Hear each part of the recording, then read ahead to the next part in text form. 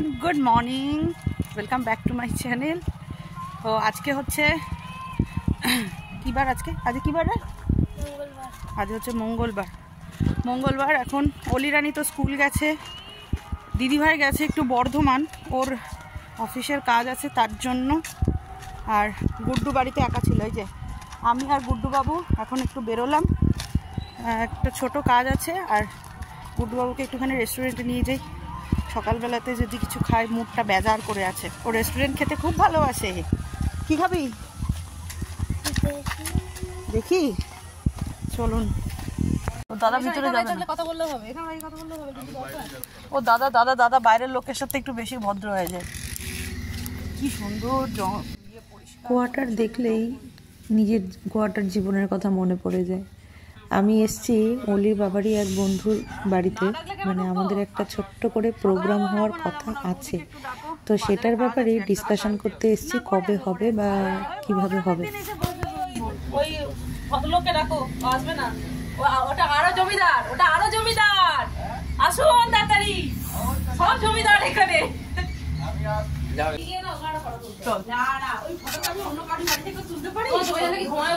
কেমন আছো?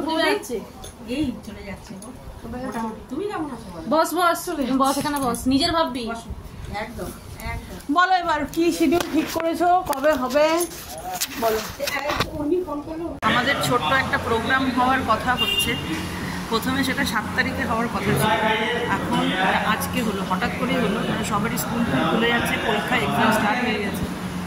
আর ওইদিকে অল্প শেষ করে আমি এখন গুড্ডুকে নিয়ে এলাম হচ্ছে সুরভিতে। সকালবেলাতে গুড্ডুকে ডালিয়া খাইছিলাম, বেচারা একটুকু মুখটা এইটুকু করে ডালিয়াটুকু খেয়েছে। তো ওই জন্য ওকে এখন সুরভিতে কিছু খাইয়ে তারপরে বাজারে যে কাজটা আছে ওটা করবো। চাউমিন খাবি না?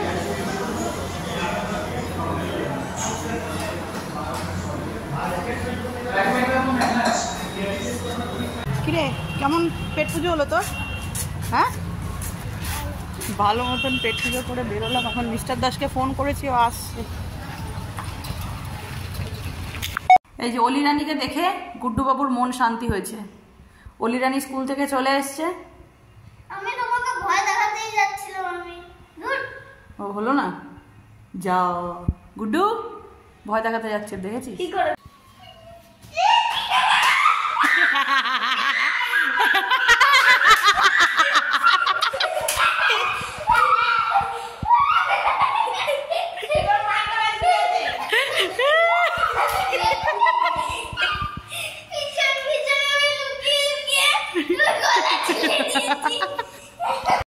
Good evening.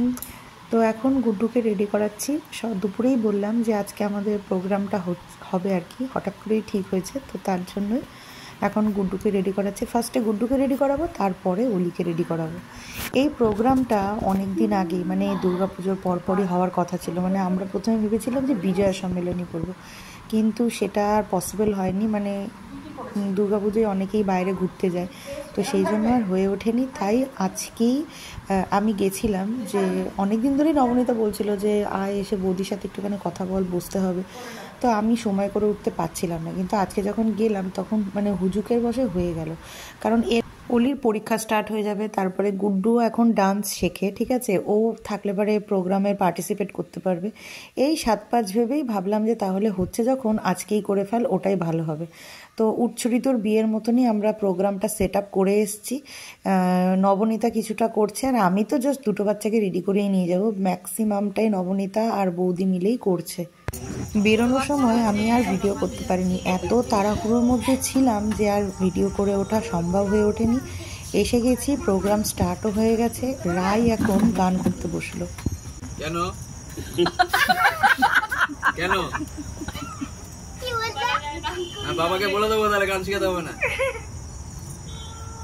ভালো তো করছি, আবার ভুল দুটি গিয়ে আজু ঘরে যাও, ওটা রেখে এসো। চুপ করে বসে গান শোনো। লাইটটা বাড়িয়ে নাও রূপা, ভিডিও করার সময় লাইটটা বাড়িয়ে নাও, ভালো পরিষ্কার হবে। হারমোনিয়ামের আওয়াজ শোনা যাচ্ছে? যোগী ভিখারি অরুণ কান্তিকে গো যোগী ভিখারি নীরবে হেসে দাঁড়াইলে সে নীরবে হেসে দাঁড়াইলে পরিবেশনের জন্য ধন্যবাদ জানাই সবাইকে যারা এই অনুষ্ঠানে উপস্থিত হয়েছেন। এরপরে আমাদের সামনে আবৃত্তি পরিবেশন করবে আত্মীশ বোস।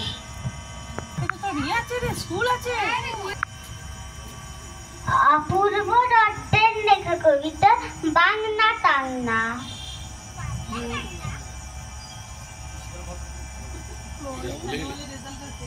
তোমাদের রেজাল্ট হাতে বাড়ি ফিরল ছেলে, মা বললে কোন পেপারে কত নম্বর পেলে। হিস্ট্রিতে মম 84, ম্যাথসে 90। মা বললে যাবে পাথরে লেখো না, পাথর হয়ে যাবে হৃদয়ে লেখো না, শিরাম রয়ে যাবে। যদি কাগজে লেখো না,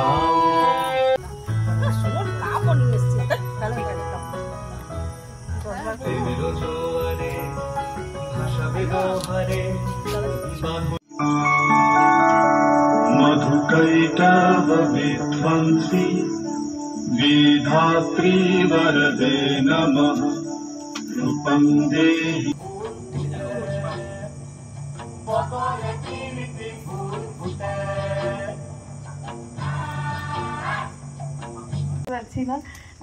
এই প্রোগ্রামটা তো অনেকদিন ধরে করবো ভাবছিলাম।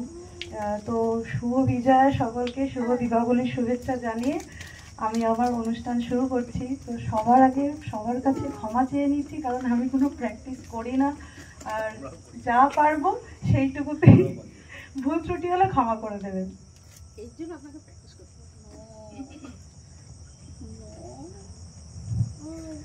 অঞ্জলি সঙ্গীতে অঞ্জলি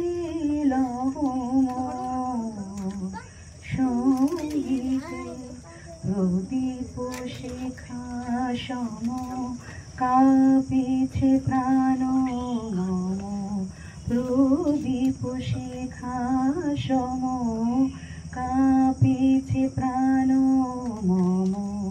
তোমারে সুন্দর বন্দিতে সঙ্গীতে, তোমারে সুন্দর বন্দিতে সঙ্গীতে অঞ্জলি মোর সঙ্গীতে।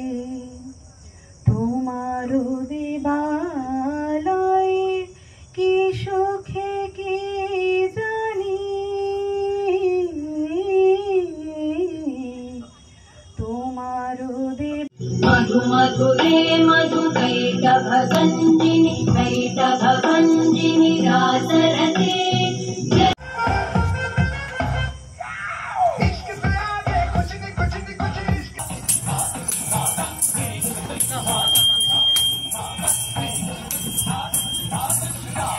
निर्झोल